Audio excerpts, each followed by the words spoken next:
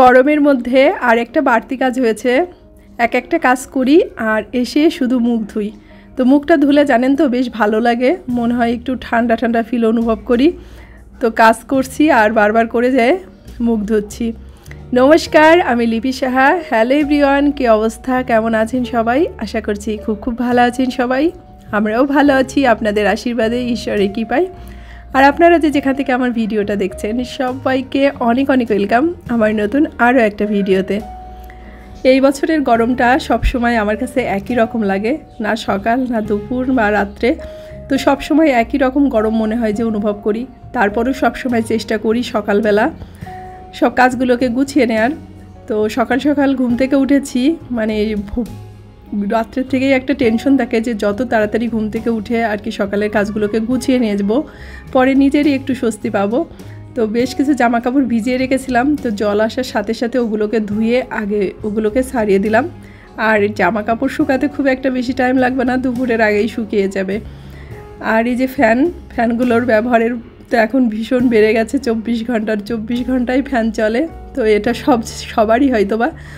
তো ফ্যানে বেশ কিছু ময়লা ধুলাবালি জমেছিল, তো সকালে একটু পরিষ্কার করে নিলাম। আর এটা হচ্ছে আমার রান্নাঘরের ফ্যানটা।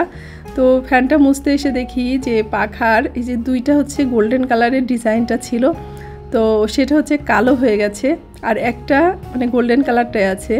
তো আমি ভাবতেছিলাম যে দুইটা যখন কালো হয়েছে একটা কেন কালো হয়নি, যেহেতু একসাথেই তো আছে, তো কালো না হওয়ার কারণটা ঠিক বুঝলাম না। তো রান্নাঘরের ফ্যানটাকেও মুছে রান্নাঘরটাকে মুছে পরিষ্কার করে আমি এই যে নাস্তাটাকে বানিয়ে নিয়েছি। তবে গরমের মধ্যে না যতটা চাটাকে অ্যাভয়েড করা যায় ততটাই ভালো। কিন্তু আমাদের মতো যারা একটু চার নেশা থাকে বা চা প্রেমীরা আছেন, হাজার গরম হলেও কিন্তু চাটা খেতেই হয় সকালবেলা। আর আমাদের বাসাতে সকালবেলা চাটা হবেই। তো সকালে নাস্তাটা করে দুপুরে রান্নাটা করতে এসেছি এই গরমের মধ্যেও। মানে ছেলেটা একটু বায়না করেছে একটু তেহারি খাবে, তো মুরগিটা ভিজিয়ে রেখেছিলাম, তো ভাবলাম একটু অল্প স্বল্প মশলা দিয়ে একটু তেহারি রান্না করে দিই। তো এখানে হচ্ছে পেঁয়াজ কুচি দিয়েছি, আর কিছু হচ্ছে বাটা মশলা করে নিয়েছিলাম, আদা পেঁয়াজ রসুন, একটু জিরা, শাহি জিরা, পোস্তদানা, তো ওগুলো বেটে নিয়েছিলাম। সাথে একটু বিরিয়ানির মশলা দিয়ে দিলাম, আর এই যে কতগুলো মশলা দিয়ে দিলাম। তো এখন মুরগিটাকে আস্তে আস্তে জালে আর কি ভালো করে কষিয়ে নিব। তো তেহারির মধ্যে একটু মানে সর্ষের তেল দিয়ে আমি মুরগিটাকে রান্না করলাম। আর খুবই কম মশলায় গরমের মধ্যেও আসলে তো খেতে হবে, সবসময় হালকা পাতলা খাবার খেতেও কিন্তু ভালো লাগে না। তো ভাবলাম যে একটু একবেলার জন্য করি, তো ওই একবেলার জন্য আর কি একটু তেহারি রান্না করলাম। আর মাঝে মাঝে একটু বাচ্চাদের আবদারটাও তো আসলে রাখতে হয়। তো এই যে দেখেন মাংসটা কষানো হয়ে গেছে, একদম খুব সুন্দর নরম হয়ে গেছে। আর ওই পাশে হচ্ছে পোলাওটাকে বসিয়ে দিয়েছি। আর আমি তেহারিটা একটু কালারফুলি পছন্দ করি, আমার ওই কালচে কালারটা খুব একটা বেশি পছন্দ হয় না, তাই আমি একটু হলুদ মরিচের গুঁড়া সবই দিয়েছিলাম, তো সে কারণে একটু কালার এসেছে। তবে এই কম মশলায়ও কিন্তু গরমের মধ্যে খেলে খুব একটা ক্ষতি হয় না।